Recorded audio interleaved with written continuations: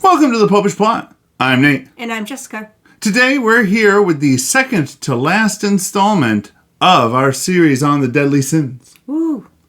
Today's deadly sin is the sin of gluttony. Sadly, we did not plan this all out to have a huge smorgasbord of a feast in front of us. The Latin for glutton is glutire, or at least that's one translation of it from Latin that I found. Recently I've been finding multiple ones, so I'm just going with the most logical source I can find. This one being an actual Catholic encyclopedia, I decided to go with that. I mean, I suppose we could look at our Latin dictionary and see what the top entry is, but we didn't think about that until the second. So didn't think about that until right now. You're seeing us thinking of things, folks. All right. So what is the definition? So the definition from the Oxford Dictionary is habitual greed or excess in eating. Now, I've heard some people talk about it in a way that does not necessarily reference food or drink, but pretty much everything I found all goes right back to food or drink, including the church. So, or at least people within the church. I didn't find anything like in the catechism specifically on gluttony. Well, it does help distinguish it from greed, which is a very similar sin. Or envy, which is, another one of those sins that it tends to evolve around goods and created things. Mm-hmm. Not evolve, revolve around goods and created things. All right, so. But at the same time, like I said, I've heard a lot of interesting things on this. While I was reading, one of the things that kept coming up in various places was a reference to living to eat as opposed to eating to live. But if we go, I did find something from St. Thomas Aquinas on this in the Summa. What was it? I'm not fat, I'm just big bone? No. While he was a rather large individual, he was not Cartman. Well, there is that. I'm just saying, according to legend, they had to go and, cut the table so that he could actually, get up to it. Get closer, yes. No. I imagine he would consider gluttony one of the lesser sins. It doesn't appear that way. But what he had to say about it is that gluttony denotes not any desire of eating and drinking, but an inordinate desire. So once again, he's going back to his tried and true reference for sin, in that it is a departure from right reason.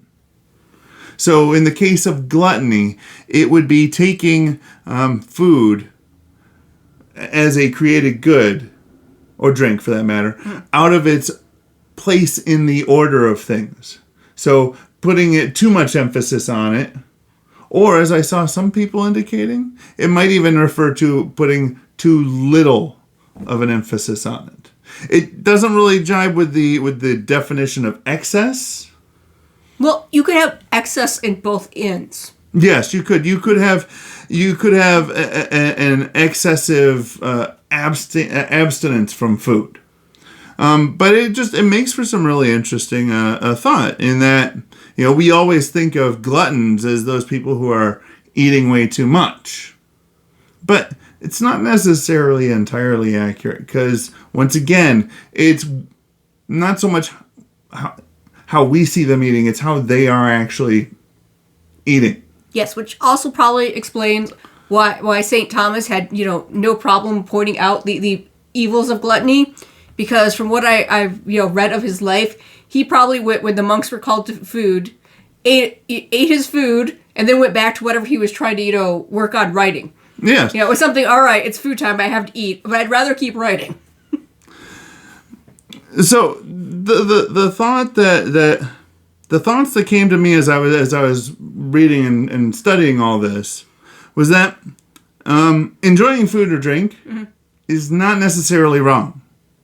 You can enjoy food and drink. The question is, really, how much are you enjoying it and why are you enjoying it?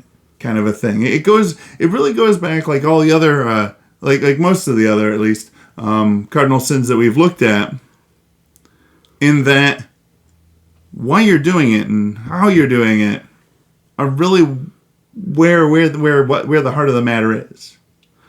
God made food. He gave it to us for our good. But in the case of the glutton takes it out of its place where it belongs in the natural order of things and kind of sort of makes a god of it. So, we live in a very food oriented society. We've got multiple people that we can go and watch who go around trying all sorts of fantastic foods, lots of different TV shows and other things and books on food. We've got foodies even. Mm-hmm. But that's not necessarily gluttony. It really goes back to the whys and the hows. I totally see that, seeing as how I recently, have been told that, for medical reasons, I need to eat more often, where it's it's super annoying eating all the time. Yeah. You'd think it would be a great joy to be the doctor told me to eat right before I go to bed, but then it's I was getting ready for bed. I have to go have my snack. Yeah.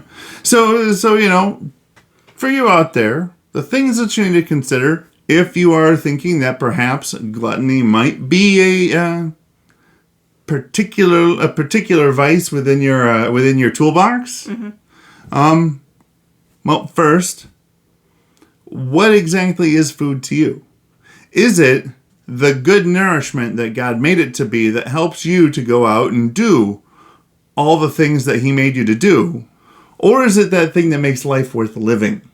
Are you constantly drawn to the more extravagant foods?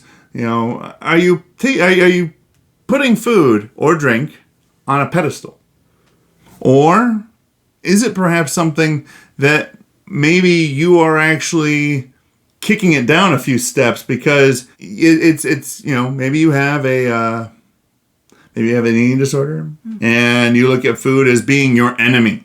Food should not be our enemy. No, unless it's that, fugu fish that could kill you.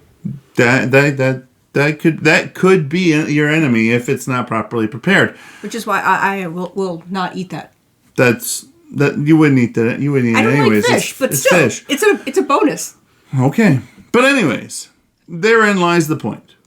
What exactly is food to you? And are you putting it up on a pedestal?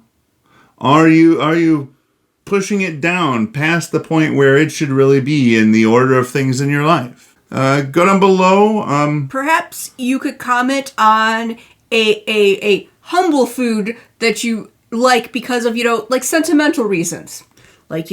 St. Thomas Aquinas really likes sardines, I hear. Sure. Go down below. Hit the subscribe button and the bell next to it so you get notified when the next episode comes out, which, by the way, will be tomorrow. But the end of Easter is drawing close. We are in the last 2 weeks here. So make sure you go and get all of your Easter videos in, yeah.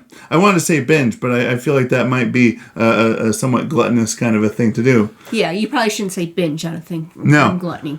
And until next time, remember to live your faith. Love your faith. And share that love.